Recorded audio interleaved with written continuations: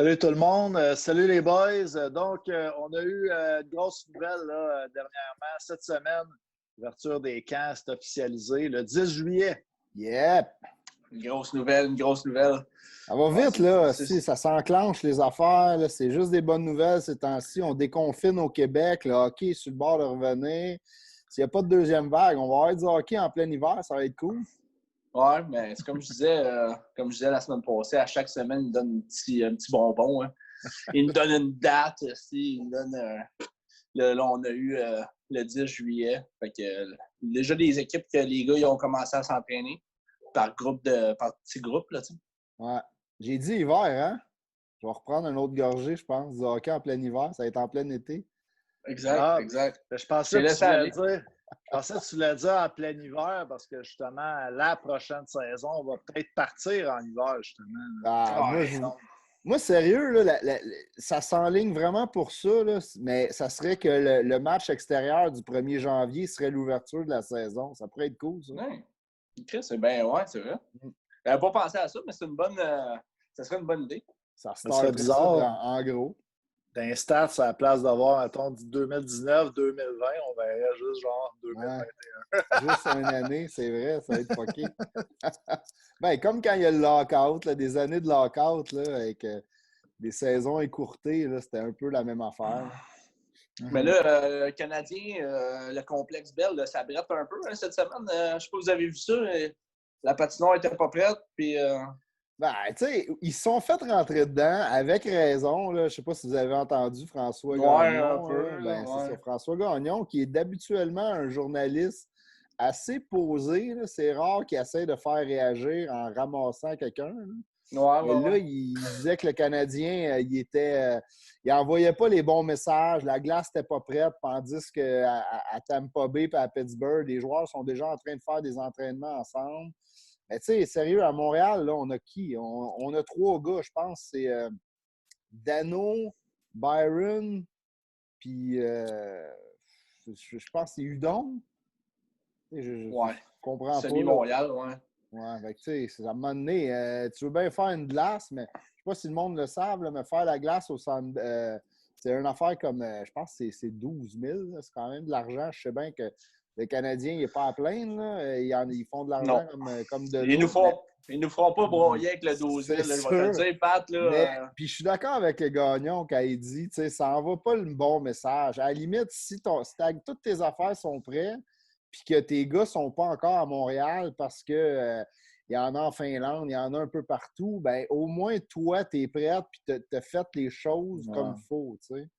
Ouais, écoute-moi bien, moi, Pat, par exemple, que je pense de ça, c'est Gagnon, là. Je pense qu'il a autant hâte que nous autres. La seule affaire, c'est que nous autres, on fait des podcasts parce qu'on a hâte que ça recommence. Puis lui, ben, il aurait peut-être pas de son Beauvril parce qu'il est comme excité, mais genre, c'est peut-être pas de la bonne façon. Là. Excité, mais en tabarnak. Ouais, excité. Ça fait ressortir les émotions des nouvelles. Ouais, c'est clair. On l'a vu. Oh, wow. Là, j'ai lu un matin Petrie puis Ben Sherrock qui n'aurait pas patiné dans les 3 derniers mois. Mais en tout cas, je pense que tous les gars, c'était comme ça. Ils n'ont pas patiné pour un sale bout. Là. Mais tu sais, LP, on va entendre ça dans les prochaines semaines. Un tel crime, c'est normal. Là. Et les glaces, c'était même pas ouvert, à moins que le gars ait une glace quasiment privée ou qu'il connaisse le gars dans son aréna pas loin qui peut s'arranger avec. Tout est fermé ces temps-ci à cause du COVID. T'sais. Il y en a peut-être qui se sont munis de glace synthétique aussi, par exemple. Ah, peut-être. Peut-être. Mais écoute. C'est efficace, ça. Avez-vous déjà patiné là-dessus, vous autres? Moi, j'ai déjà patiné là-dessus. Écoute, c'est un bizarre de feeling, mais c'est efficace parce que ça te fait travailler comme de la même façon. Là. Okay. Mais c'est un feeling bizarre. Mais non, c'est ça. Anyways, les gars, là, ils vont avoir le temps en masse. On parle de 3 semaines qu'ils parlent, c'est ça? Ouais, mais là, ils vont commencer à s'entraîner en petits groupes. Après ça, les camps vont commencer. On parle d'à peu près à août là, pour commencer la ronde de qualification, là, si on veut. Fait que, ils vont avoir le temps en masse. Là. La date prévue sera encore le 8, là, il paraît. Le 8? Le 8 à août? Le 8 août. Le tournoi commencerait. Ça ferait le 10 juillet, ça fait encore du sens. Parce que ça leur donne 3 semaines complètes. Ben, écoute, à suivre. Là. Ouais, à suivre. Mais écoute, je pense qu'ils vont avoir le temps d'apprendre leurs jambes. C'est comme le B6, ça. Le patin, là. Surtout pour eux autres. Là. Non, 2 mois. Les gars, c'est des professionnels. Là. Je dis pas moi, là, si ça fait 2 ans, j'ai pas. 6 mois, j'ai pas joué, m'a retourné patiner, m'a traqué pendant une semaine. Ces gars-là sont pas à la même étape que moi, puis une chance. Ouais, mais toi, tu bois pas la même affaire dans ta gourde aussi. Là. Ouais, c'est sûr que moi, ça l'aide pas. De la bière de microbrasserie, ça fait plus de potes que de speed. Oh, ouais, exact. Donc, les boys, si on regarde aussi là, comme nouvelle, cette semaine, on a vu que Alexis Lafrenière, pour une 2e année d'affilée, a été nommé le joueur de l'année dans la Ligue canadienne. Ouais, c'est le premier.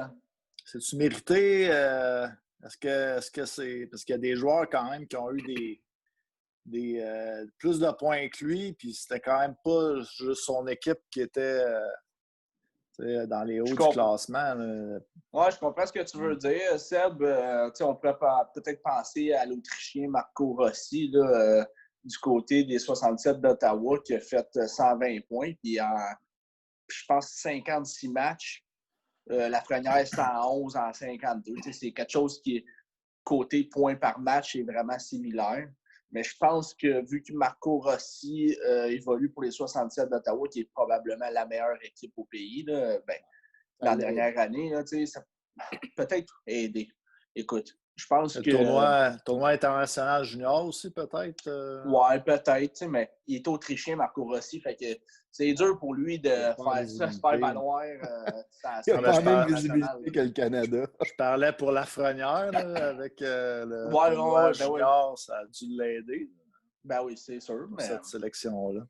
Mais ils ne sont pas supposés d'en prendre compte, là, je pense. Je pense mais tu sais, en quelque part, là, on s'entend que la réputation à valeur sensiblement égale, là, Rossi, les stats se comparent quand même un peu. C'est pas comme si l'autre avait fait 50 points de plus que Lafrenière. Je pense que la réputation puis le nom de Lafrenière, à un moment donné, a dû rentrer en ligne de compte aussi. Il avait gagné l'MVP l'année dernière. Là, il arrive dans son année de repêchage. Il a une grosse année. Écoute, ça fit, là. Mais tu sais... Ça avait été Rossi ou Lafrenière, je pense que tout le monde, personne n'aurait crié au loup. Ouais, Marco Rossi aussi, qui est dans son année de repêchage. Là. Ouais. Les deux sont prévus top 5. Là. Tu parles du nom de Lafrenière, mais on peut parler aussi du nom de Rossi. Là. Rossi, moi, c'est un magasin que j'aime bien ça aller des fois. Oh oui, oui, boy. Ça existe encore, ça? Dans les régions éloignées, je crois. Ah, les gens de région. Oui, exact. Non, mais Lafrenière, non, c'est mérité. C'est juste en plus, c'est le 2e, si je ne me trompe pas, seulement après Crosby a gagné 2 fois de suite ce titre-là. Fait que quand même, bel accomplissement. Respect. Il le mérite. Il y a des gros noms, là, si je regarde la liste. Là, Lafrenière 2 fois. Avant ça, c'était Alex Barré-Boulet, qui n'a même pas été drafté. Alex DeBrincat, qui a eu une grosse première saison dans la Ligue nationale. Mitch Marner, Connor McDavid, Anthony Manta, Jonathan Drouin. Écoute, c'est quasiment tous des noms connus. Là. Ah, c'est bon. T'as arrêté à au moins connu. Là, je t'arrive. Qui, ce gars-là? Le voyez-vous encore premier overall, Lafrenière? Ben oui. Ben, regarde. Sans aucun doute. Moi, sans aucun doute. Écoute, c'est un très bon draft. Dans les 15 premiers, c'est un très, très, très bon draft. Mais écoute, il y a le package complet, Lafrenière. Fonce honnête, des grosses mises en échec, fort physiquement, bon lancer, bonne vision, bon passeur. Sa défense n'est pas mauvaise. Tu sais. Souvent, tout ce que tu nommes, le gars, il va être trop axé offense. Mais on l'a vu beaucoup là, quand il jouait pour le Canada. Là, il coupait des passes, il remontait. Je me rappelle encore de son échappée. Là, quand il a coupé une passe, il est monté en breakaway, puis il a scoré, il a ramené le Canada dans le game. C'était malade. Là, tu sais. Je sais qu'on a eu une couple de discussions avec Seb. Seb, Seb qui l'a vu jouer pas mal souvent. Il l'a vu jouer pas mal souvent, puis qui était un petit peu moins optimiste que les autres personnes envers Lafrenière. Ouais, ben, je voulais que j'en parle. C'est sûr que je vois aussi quand même Lafrenière probablement premier, mais aussi pour la raison que j'ai pas vu toutes les autres ligues. Puis c'est pas juste en regardant des vidéos sur Internet, je trouve qu'on peut se faire une idée. C'est vraiment en voyant les joueurs. Puis Lafrenière, je l'ai vu jouer souvent à partir de midget et puis junior, on peut en parler aussi, mais je me souviens sa dernière année avec les Vikings de Saint-Eustache. Il y avait les 3L, la ligne des 3L dans son équipe, et puis il y avait aussi notamment Nathan Légaré, qui est un autre bon joueur dans le junior qui a été repêché, mais du côté de Lafrenière, cette année-là, il s'était fait vraiment éliminé en première ronde par une équipe qui était 12e place, les Grenadiers de Châteauguay cette année-là. Et puis, pour moi, c'était vraiment une déception et pour les Vikings aussi. Et ensuite, avec Rimouski, je veux dire, il n'a jamais amené non plus son équipe à la Coupe. Je pense pas que cette année, il l'aurait amené non plus nécessairement. Il y avait le Phoenix puis les Saguenayens de Chicoutimi, je pense qu'il y a peut-être une longueur d'avance. Oui, il a amené Équipe Canada aux grands honneurs, mais je veux dire, c'est peut-être pas juste sur ses épaules que ça reposait. Moi, c'est juste du côté de ce côté-là, puis je le sais que c'est un joueur qui se frustre beaucoup quand ça ne marche pas comme qu'il veut. Si tu lui mets de la pression, puis tu le frappes, tu freines sa vitesse, c'est un joueur de cette façon-là qui est facilement arrêtable. On l'a vu sortir de ses gonds. Là. Il y a eu des suspensions qui venaient avec. Là. Ouais, effectivement. Puis on a vu les suspensions aussi. On peut pas mais ça, c'est de la maturité. Ouais, aussi. Là, la maturité risque de venir avec, mais écoute, c'est des bons points, Seb. Là, je suis d'accord avec toi. un gars, surtout dans la Ligue nationale, c'est peut-être un peu plus dur qu'un gars va tirer son équipe par lui-même. Là, on parle souvent de McDavid, là. Mais un Lafrenière, dans le junior, je pense que c'est possible de faire. Là, tu devrais être capable de gagner des championnats quand tu as le talent de Lafrenière. Là, puis, il est quand même bien entouré aussi. Là, il n'est quand même pas tout seul. Là. Ouais. Non, c'est sûr. Les premières années de Crosby aussi, là, avec les Pingouins, on lui reprochait aussi de se frustrer facilement, de se pogner avec les officiels. Puis, je veux dire, ça n'enlevait pas ses qualités de bon joueur pour autant. Ben, on va voir. Pour Lafrenière, c'est juste une petite réserve. Puis ça ne me surprendrait pas qu'il y ait d'autres joueurs. Je pense que cette année, là, les 8 premiers joueurs là, dans la première ronde, ça pourrait être des premiers choix presque. Si tu refais le draft dans 5-6 ans, là, tu te dis « Ah, j'aurais peut-être pris lui. » Ah, je suis d'accord avec toi. Tu as dit les 8 premiers. Mais là, avec le Canadien, j'en remets le débat là, avec Pat. Ramène pas ton affaire de loser. Là. On n'aurait pas dû faire les séries pour drafter plus haut. Ben non. Mettons qu'on gagne contre Pittsburgh. Là, après ça, on se pointe contre Boston. Moi, je vais être bien content. Je vais être bien content. Mais au pire, aller, là, on va avoir genre un top 15 pareil pic. Là, à moins que ça aille vraiment bien, puis qu'il y ait des miracles, que Price go sur la tête, que Drouin soit en feu. Et puis là, la ville va tomber malade. Là, il va y avoir des émeutes. Mais ça va être écœurant. Mais au pire, aller, d'après moi, on a un choix de top 15. Là. Ça va être un solide joueur avec le draft de cette année. Tu as raison. Tu as raison, Pat. Je voulais juste un petit peu te titiller. Ça a marché. Vous parliez de Sherbrooke tantôt. Là. Avez-vous vu ça? Là, avec le Thibault qui gagne le GM de l'année, puis après ça, il décide que lui, il step down parce qu'il avait déjà dit à son équipe que c'était prévu de cette façon-là. Voyons donc, tu viens de gagner, tu viens de construire une grosse équipe, là, tu as le COVID qui frappe, ton équipe ne peut pas se prouver et aller gagner un championnat, mais lui, il est satisfait avec ça. Voyons, il y a encore une grosse année l'année prochaine, Sherbrooke. C'est pas comme s'il tombait dans l'année de reconstruction puis tous leurs joueurs de 20 ans s'en vont, puis tout. Ils vont être encore solides. Voyons, reste un an de plus, puis va le gagner ton championnat, puis après ça, tu vas pouvoir dire au monde, gars, j'ai pas juste été GM de l'année, j'ai gagné tout ce qu'on avait à gagner, puis that's it. Là, il step down, on dirait, il vient de gagner son prix de GM de l'année, on dirait qu'il veut se sauver avant que tout le monde se rende compte que c'était de la merde. Ouais, c'est un peu bizarre, mais peut-être que Seb pourrait nous en parler parce qu'il lui connaît peut-être un petit peu plus la GMU puis ces affaires-là. Mais spécialiste de moi aussi, je trouve ça un peu bizarre là, comme toi, Pat. Mais si tu regardes aussi l'article, je ne veux pas te lancer sur une fausse piste, mais on y avait probablement demandé le Canadien, Laval, tout ça. Puis il a juste dit pour dire au monde là, que ouais, la Presse Plus il a paru un article dans la Presse Plus vendredi.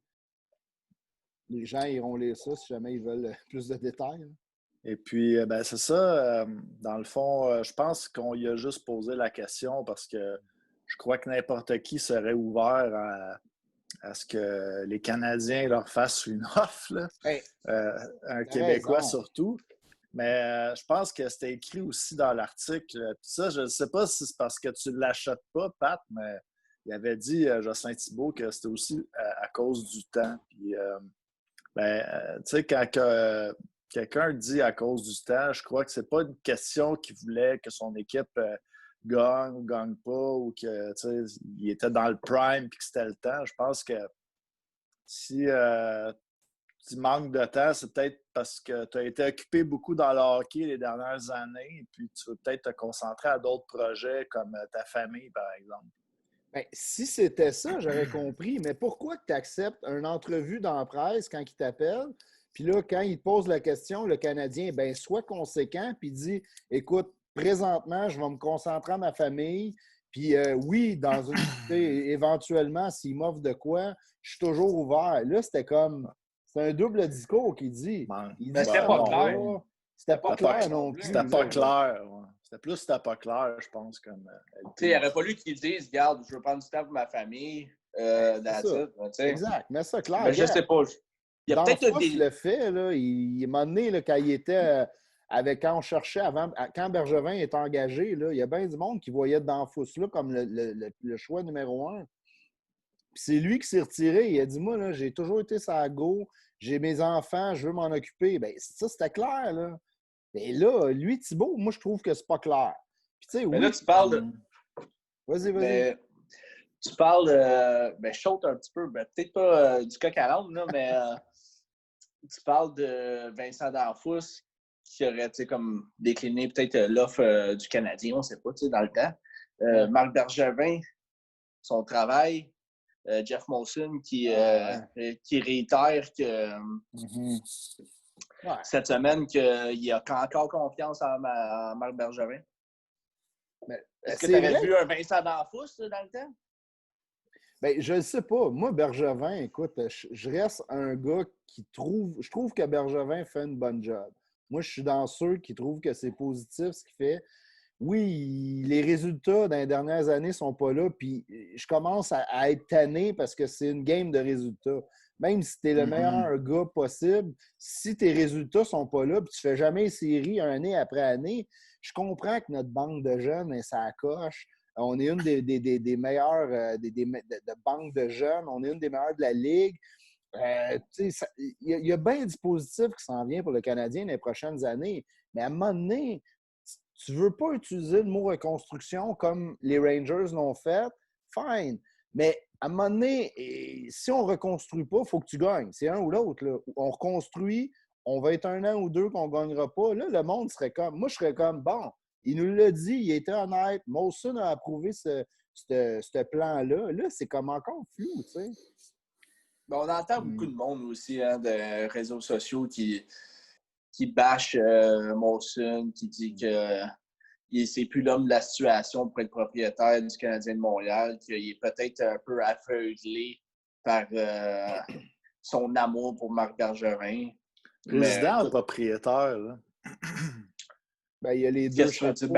Il y a les deux chapeaux, tu sais. Fait que... Mais selon moi, je pense que Molson, c'est un gars qui a une tête. Écoute, ils ont bâti, les Molson, ils ont bâti une entreprise, là, je veux dire. Il n'est pas stupide, cet homme-là. Là, non. Il doit voir des choses en tant que propriétaire. Puis s'il voit que son GM fait des affaires que ses autres GM avant n'ont jamais faites, ben, s'il voit du positif et il voit qu'on s'en va vers la bonne direction, ben, je pense qu'il est assez intelligent pour prendre une bonne décision de ce côté-là. Ben, je suis d'accord avec toi. C'est pas un tata, là, Jeff Molson. C'est qu'il est aveuglé par son amour. Il n'est pas aveuglé. Écoute, le gars, c'est un homme qui a une fortune, puis ses décisions d'affaires. Écoute. Regarde, moi, mon côté business, là, puis je ne veux pas rentrer dans Jeff Molson, mais si je me fais l'avocat du diable, je peux me dire aussi que c'est une affaire de famille, là, les Molson. Ses frères gèrent c'est plus eux qui gèrent le côté brasserie puis bière. Puis, c'est ce côté-là qui fait plus d'argent. Jeff, à un moment donné, il a décidé de s'occuper du Canadien. Je ne suis pas en train de dire qu'il n'est pas bon côté business, là, ça n'a rien à voir. Mais c'est dur à dire quand c'est pas un gars qui a tout fait lui-même. C'est pas sa business, c'est une entreprise familiale. Moi, je peux être avec deux de mon frère et ma soeur, mettons, là, puis on se part une business, mais c'est eux autres les deux whiz, puis c'est moi le tout croche. Ben, moi, je parais bien à cause d'eux. Je suis pas en train de dire que c'est ça que les Molson, mais on ne le sait pas. OK. Non. Ça peut être ça, je sais pas.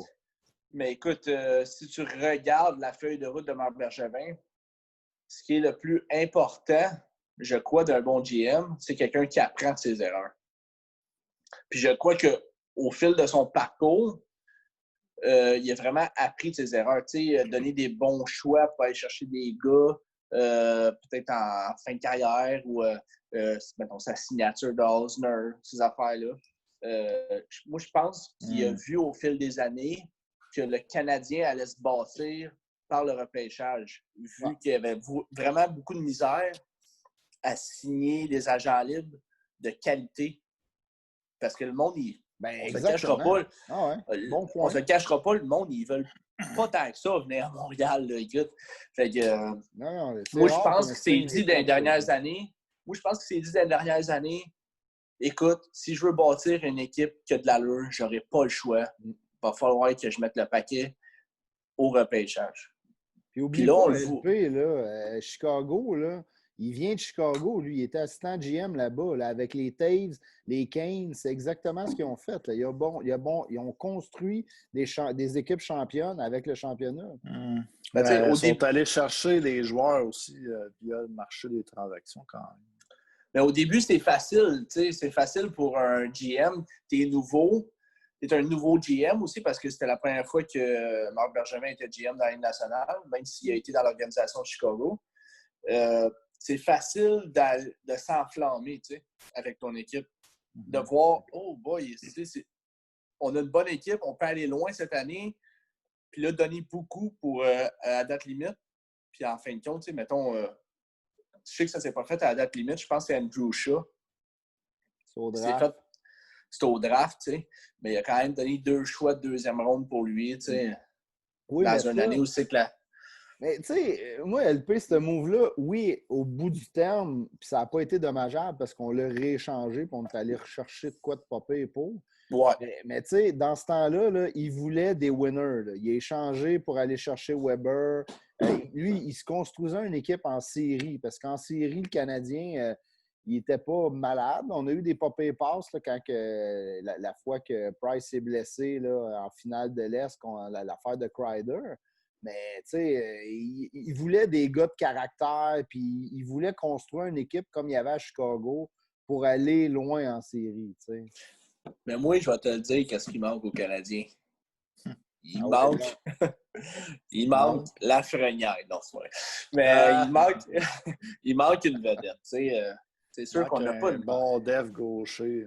Oui, c'est sûr, mais écoute, mettons un joueur, là, un joueur de 80 points et plus, là, qui drive, qui emporte vraiment ton équipe, qui emporte son équipe sur son dos à l'attaque. C'est pas toi qui nous disais que KK ferait 80 points dans une ouais, mais il n'est pas rendu là encore. Qu'est-ce que tu veux? On en revient à nos anciennes discussions, mais si tu regardes les derniers gagnants de la Coupe, ils avaient tous un corps arrière. Si tu regardes Doughty, Chris Letang, je veux dire, Duncan Keith, John Carlson. Weber fait encore la job, mais c'est pas le gars de corps arrière. Attends un peu, Seb. Là, tu viens de nous nommer des équipes là, avec des corps arrière. Là, tu parles de Chris Letang. Ouais. On parle-tu de Crosby puis Malkin en avant?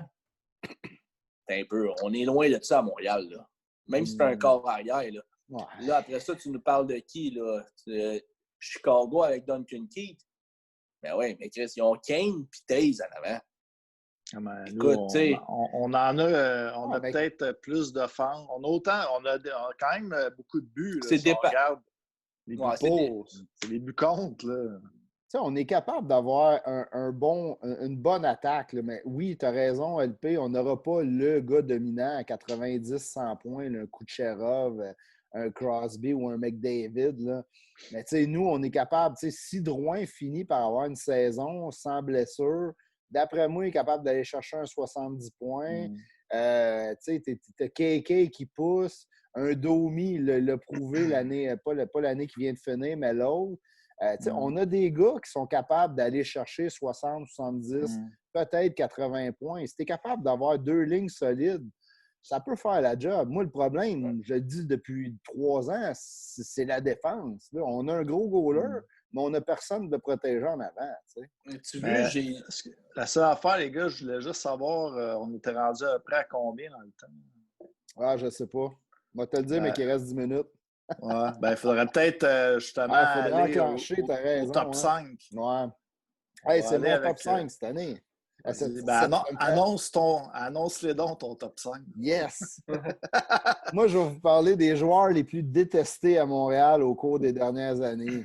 Ça va être ça, mon top 5 cette semaine. C'est bon. Est-ce qu'il faut qu'ils soient... Est-ce que c'est des joueurs adverses ou des joueurs du Canadien? Parce que nous autres, on est forts là-dessus. Ouais, on va voir. On va aller avec le premier. Le premier, c'est, moi, vous savez, mon amour pour Boston et Toronto. Il risque d'avoir pas mal de gars de ces équipes-là.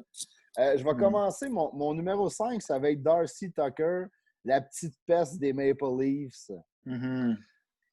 Et lui, nice. Là, on l'a haï. Il n'a pas rien fait de majeur contre le Canadien, mais les années qu'il jouait à Toronto, là, c'était le petit Chris que tu voulais fesser. Oui, il s'est pogné aussi avec, on se rappelle, avec Bouillon qui l'avait knocké. Kovalev aussi. Là, Kovalev, c'est vrai, Kovalev, c'est vrai. Hey, c'est vrai qu'il était...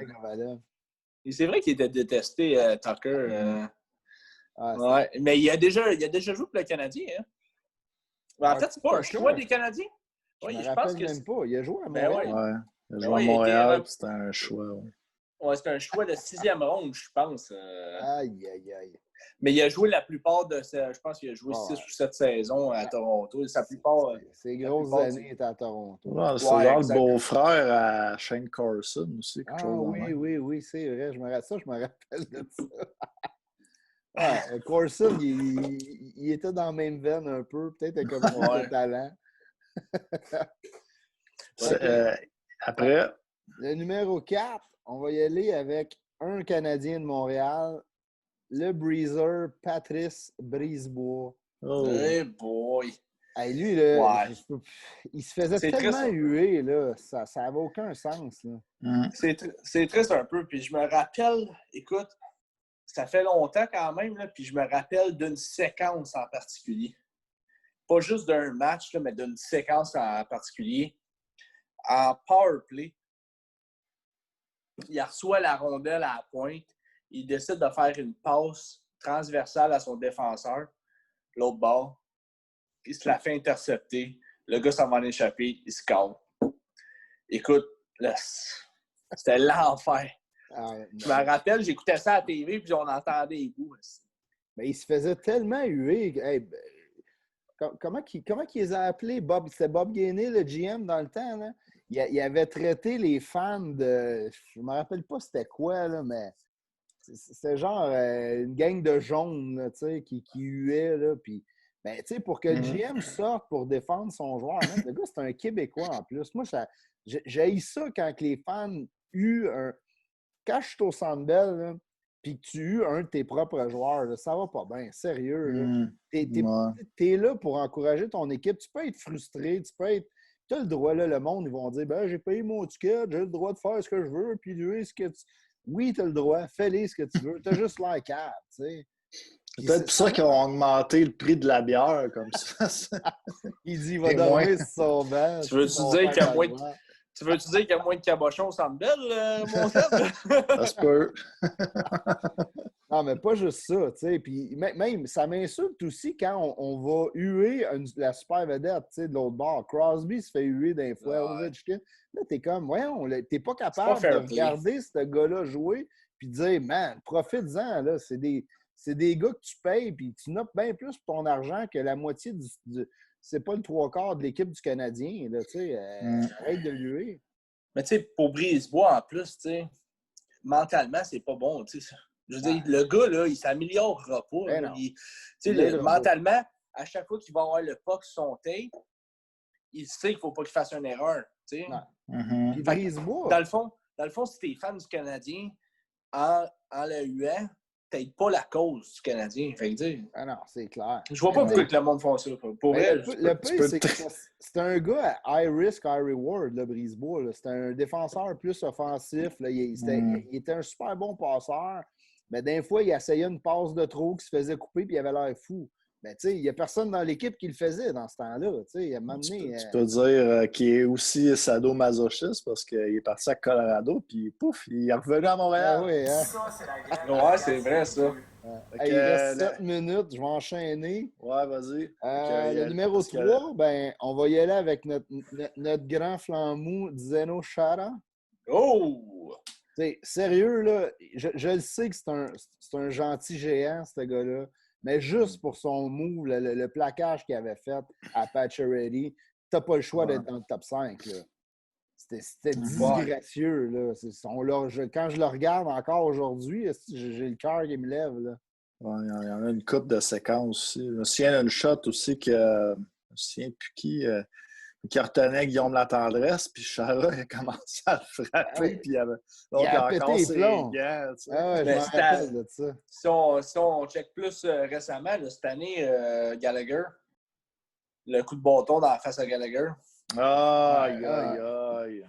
Ben oui, c'est cette année, tu sais, le gars, il mesure quasiment 7 pieds, puis Gallagher, c'est un petit joueur, puis le bâton dans la face, ça va y donc.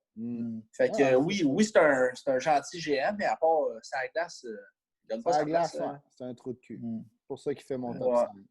Exactement. Numéro 2, on va y aller avec celle qui a scrappé tous nos espoirs de Coupe Stanley il y a une couple d'années, notre ami Chris Kreider.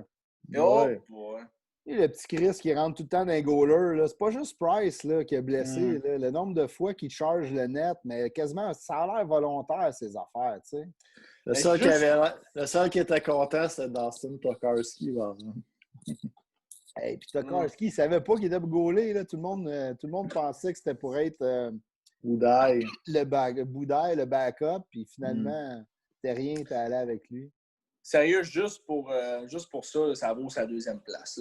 Solide, mais quel trou de cul. J'y croyais cette année-là. On saura jamais. T'en as oublié un, par exemple, Pat, j'espère qu'il est dans ton top 1. Le top 1, c'est probablement le gars le plus haï de la Ligue nationale. Notre ami le rat à Boston, Brad Marchand. Le Rat. Ouais, je sais pas si c'est lui que t'avais en tête, là, mais... ça se peut pas. Là, je regardais les footages de lui, là, mais c'est un coup salaud après salaud. Là. Je me rappelle le coup d'un gosse avec son hockey qu'il avait fait à Coburn, à Tampa Bay. Ça n'avait aucun bon sens. Coburn, il est à terre. Il est gosse rendu. Ces gosses sont rendus dans sa gorge. Ça n'a pas de sens. Mais un des plus beaux moments de Marchand contre le Canadien, c'est la mise en échec de Piquet Subban avec le dos. C'était jouissif. Là. C'était pas des playoffs en plus. Je ne sais pas si c'était des playoffs. Il te l'avait aligné avec le cul tout le long, man. Pow! C'était magique. Je la regarde encore, j'ai des frissons. C'était clair. Pour vrai, là.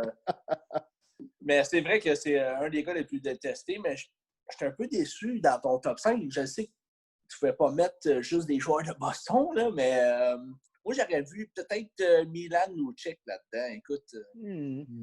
Parce qu'à ce temps, il Il est tellement mauvais à cette heure que c'est comme il nous aide. Là. C'est comme Toronto avant. On peut même pas dire qu'on avait une réalité. On les battait tout le temps. Tu sais. Dire qu'on y avait fait une offre, ça a l'air, puis qu'il avait refusé pour prendre ça avec les Oilers. Là.